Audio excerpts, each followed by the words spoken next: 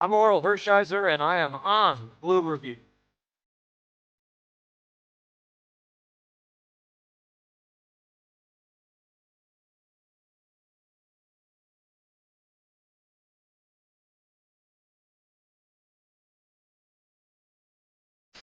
Hey, this is Sean Green. You're watching the Blue Review.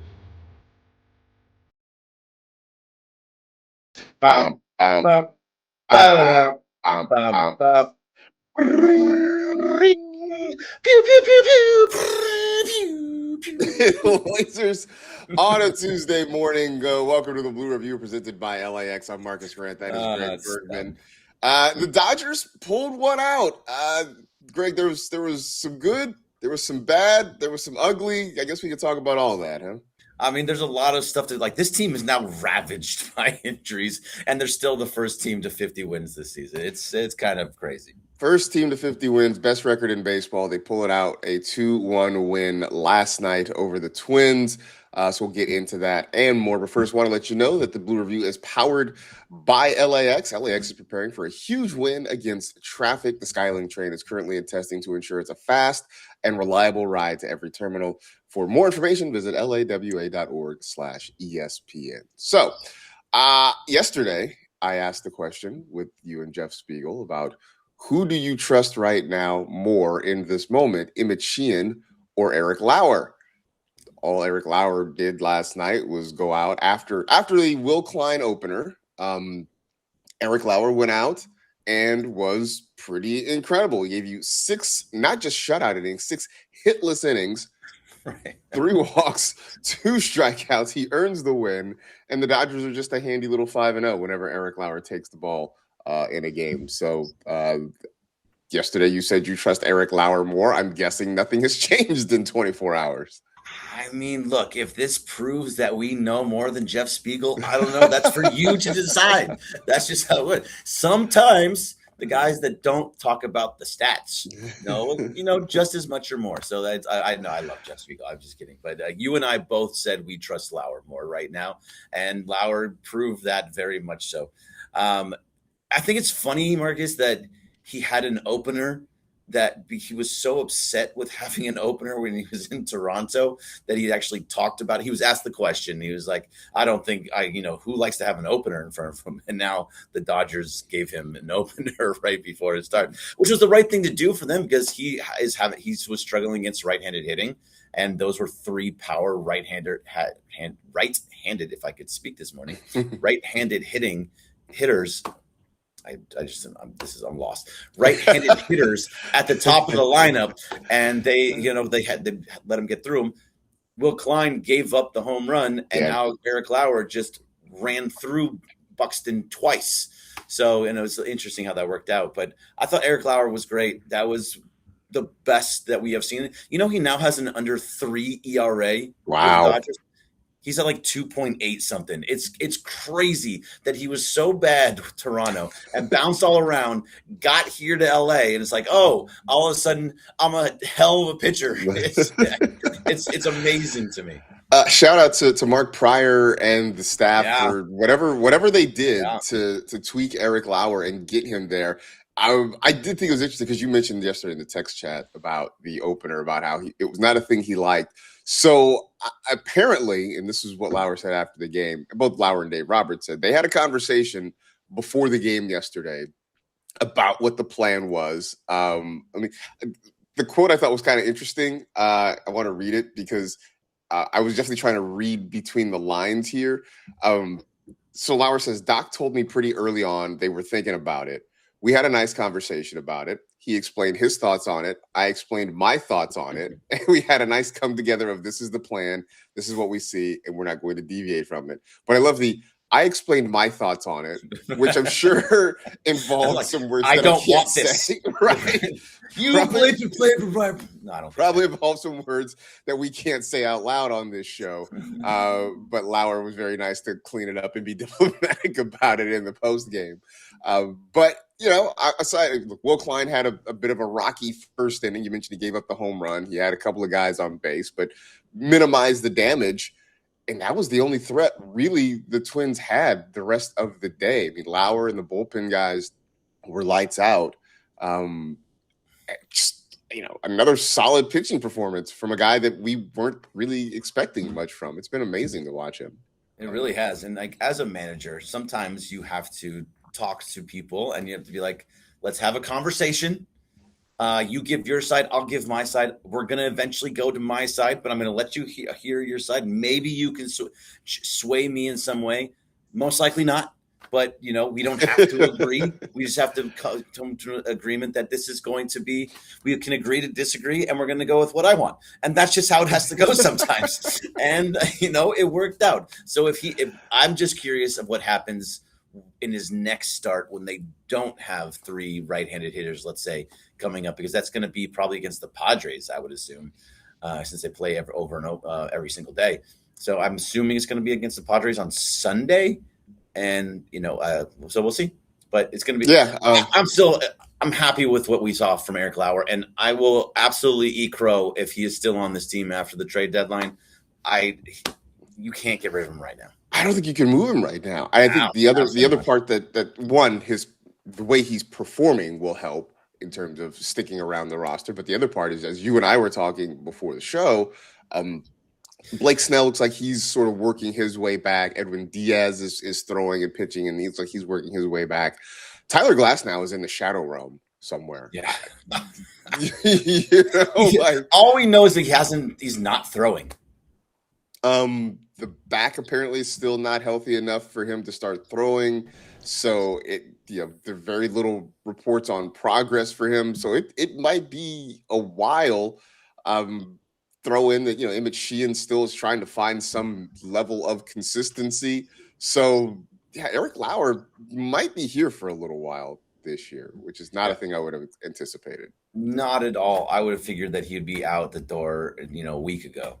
But I think we actually said it. If he's still on this team past the trade deadline or past the All-Star break, there was a problem. And that problem is that Tyler Glasnow has not even picked up a baseball since he went on. And this is the whole thing with Dave Roberts. He's like, he's had it before. He's had it since he was a kid, back spasm.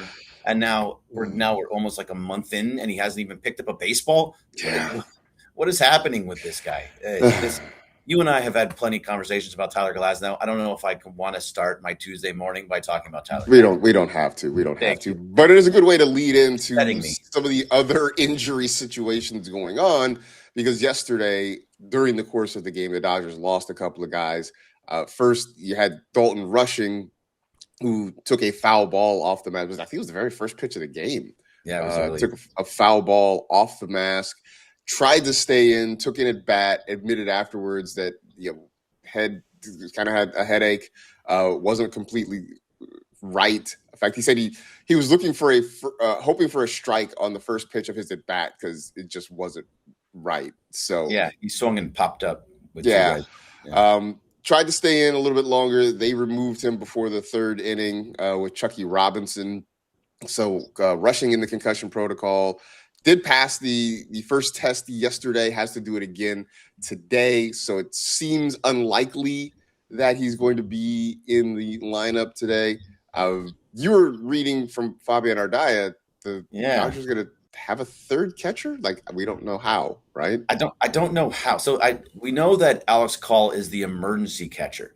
Yes. But if they're going to it looks like with Kyle Tucker being also probably going to be out with his own back spasms, that Alex Call is going to have to play, most likely, I would assume so. But he's the emergency catcher. So they're going to run with the third catcher. I don't know how they do that because they don't have another catcher besides Chucky Robinson on the 40-man roster. So they're either going to have to, Eliezer Alfonso in AAA, I don't know if they can get him here in time to Minnesota, but also at the same time, he's not on the 40-man. So you're going to have to either DFA somebody, move somebody to the 60-day IL. I don't know how they're going to do that. And is it worth it to do that for like 1 or 2 days? 1 or 2 days if Rushing is going to clear concussion protocol. It's a very weird situation. I guess you could have Call in the field, and then if something happens to Chucky, you bring Call down and put somebody out there. Edmund's probably going to be playing. It's going to be musical chairs all Rojas toss it into an infield spot. It's gonna be pretty wild out there. You're not gonna see the greatest lineup in the history of today in Minnesota. We're not seeing Joe Ryan, so that's their ace. So that's a good thing. But he was scratched with an illness late last night. So, but it's gonna be weird. It is going to be weird. But this also sort of dovetails into the conversation you and I had yesterday on First Pitch during DeMarco and Travis about, would they, should they, could they put Shohei on the IL? No. Right now, the answer is no. He also hit another home run, and it was a very deep home run. No big deal. Yeah. But you at this point, you literally can't. If you're shuffling deck chairs right now, trying to figure out your outfielders, trying to figure out your catcher in the short term, the last thing you need to do is take your number one hitter, your star player, and put him on the IL. As much as you would like for him to be able to rest, to let the blister heal up, to let the knee get right, they just literally can't do that right now. No, so they don't got enough people. Yeah, it's just a numbers game. You just don't have enough bodies. The other part of this, though, is and you thought this, and it might have crossed my mind too. When Tucker leaves the game, you immediately texted IL, right? Right now they're saying it's day to day, right? But we also go back to, not to wreck your Tuesday morning, but Tyler Glasnow was just supposed to be a 10-day stint, and it wasn't supposed to be a thing. Is this really a day-to-day injury for Kyle Tucker? So I think it is. I would hope that it is. He says that he's another guy that's dealt with back spasms in the past. I think everyone's kind of dealt with back spasms at some point in their life, but he seems like he says that he's already done it before. But when I saw it happen, he was on base, then he went over to second base, and he's sitting there, and you're like, this is a moment for you to just come out of a game randomly. It comes out of, you say you have back spasms, and you kind of, you're going through your little struggle, and you're like, oh, I'm just going to take a little Phantom IL, get myself back on track. And then everybody else gets injured, and you're like, oh, well, yeah, I guess I got to come back tomorrow. So it looked like that was going to happen. It was like we need to get you off your feet for a week or so. And during this 13-game stretch, or 19 out of 20 games, we're going to just kind of let you take some time off. And then Rushing gets hurt. And then it would be interesting to see what happens if they do want to get him off his feet. But that, I don't know. I mean, maybe I'm just cynical, Marcus, but that looked like if I just bend down here, I can get a little break for a week. He did say he did say that this is not the first time he's had back spasms. He said this one doesn't feel as bad as the last time he did. I will tell you that I was watching the game, and I mean I was on air, and when it happened, and I see him on second base, then I see him jogging off the field, and I'm like, wait, is the inning over? What's happening? Like, no, there's definitely not. The inning's definitely not over. I see Alex Call go out there. I was like, oh, this is terrible. What is happening right now? What is happening? This is terrible. So hopefully, fingers crossed that it is just something temporary. I know Tucker is saying he's hoping, get some rest, get a little treatment on it. Hopefully today he feels better and can be back in the lineup, because as much of a struggle as he's been at this point, the Dodgers can't afford to not have him in the lineup at this point. Right. So, I mean, yeah. God, can you imagine what this line is going to look like today? You're going to have Chucky Robinson, Alex Call, Ryan Ward, Alex Freeland. You're going to have your normal Pajes, Shohei, Mookie, Freddie, Muncy, Edmund, but everybody else is going to be weird. The dudes, like, you're not going to be on the team when it gets to the playoffs, and if you are, then there's no three-peat. But it's crazy to think that this just happens. We're in June, at the end of June, almost in July, and this is what they do. This is what it is. This is working. We got a big old lead. Here you go, AAA guys. Yeah. This is, by the way, Marcus, this is what you get on the Blue Review. We're not going to be, oh, well, everything's going to be okay. Dave says they're going to be fine. No, we're telling you exactly what you want to hear. This guy, Kyle Tucker, is just stepping off because he wants a rest. We also know what Dave Roberts' track record is when it comes to injuries. Like, at this point, we can't really hide it. And speaking of which, Laura pointing out in the chat, Will Smith slept wrong. I mean, that was what we were told, right? That he slept wrong, and here we are. A couple weeks later, and he's still not playing. where else did I see? George Lopez, 82.51. We need the catcher we had last year. Hortvet, I believe his name was. Rortvet. I don't know what he's doing nowadays. He's with the Mets, I believe, and he's injured. So that's not going to happen. Well, that's not going to work. But shorthanded on catcher. It does make me wonder when the draft happens, not that it's immediate help, but do they maybe try and target a couple of catchers in the draft to see if they can add some depth to that part of the farm system? I just wonder how much of a priority that is for them right now. I don't know. I mean, I'm sure at the trade deadline, is that their big move going to be getting catchers into the minor league system? I mean, they traded all of theirs away. So right. They had one of the best.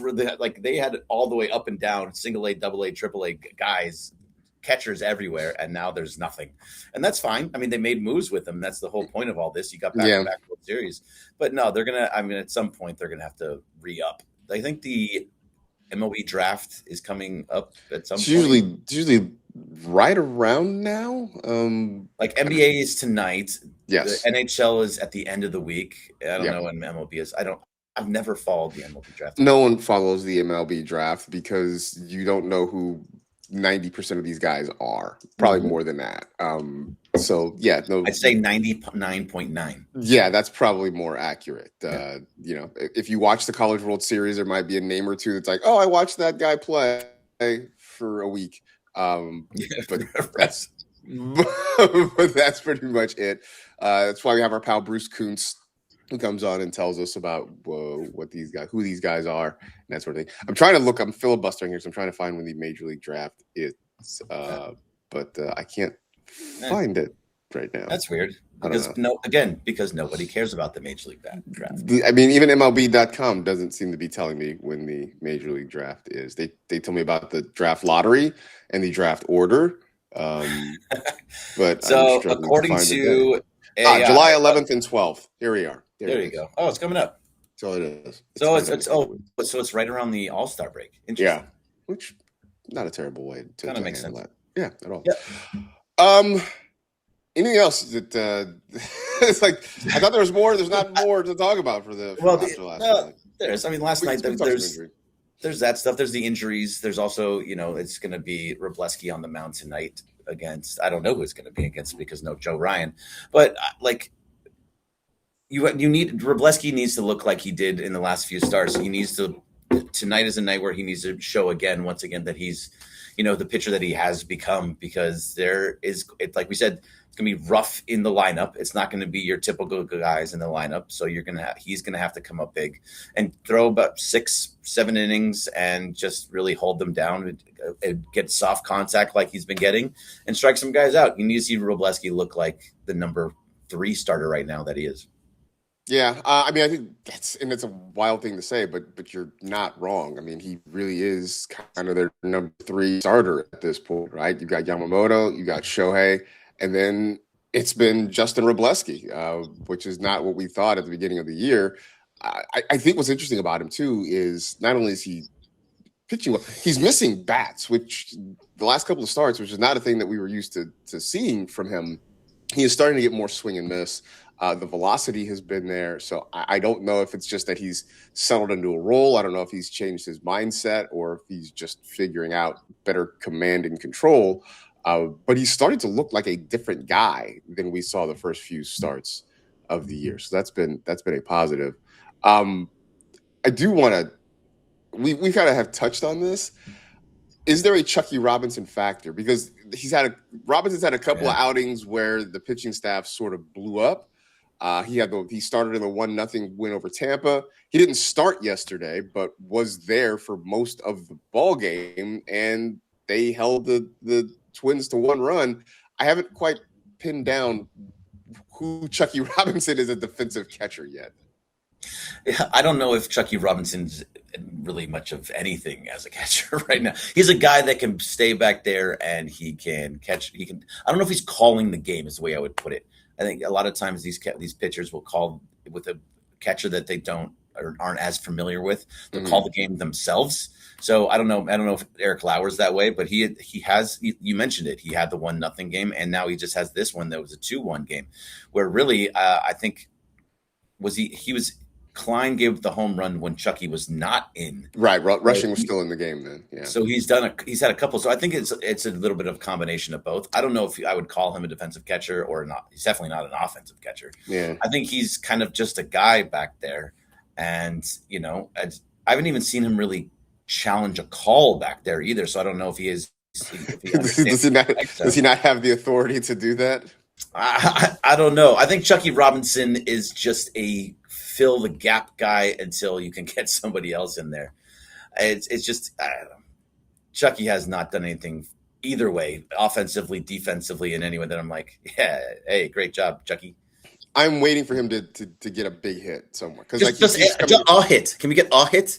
Just he keeps coming up in situations with men on base, and even on accident, I just feel like he's going to run into one, and just drop something in front of an outfielder or something like that. Like, I'm waiting for that moment. I keep believing that moment's going to come for him at some point. I would love for that to happen. It would be amazing if it did. But I think I don't know, I haven't looked at exactly what it is. I can probably look at it right now. But I would think that he is somewhere around 0 for 12 with 12 strikeouts. That's the way it looks. Okay. Oh, I was close. You're calling. He's 0 for 11, and let's see how many strikeouts does Chucky Robinson have? Four. Just four. Yeah. Okay. Yeah. All right. I would have thought the number was higher too. Yeah, he looks very lost at the plate. This is a guy that you can tell is not ready for major league pitching. It's a whole nother level for this guy, and I feel bad for him. He's a Dodger. Now you love him. It just you can tell the moment is way too big for him, but he's sticking in there. He's calling a game, the good game, like you were talking about, but otherwise, he's gonna be right back down to AAA at some point. Laura asking, are you rooting for San Diego or Atlanta, the lead in division or lead in the league? So basically, what is more important? Is it getting that one seed or just expanding the lead in the division?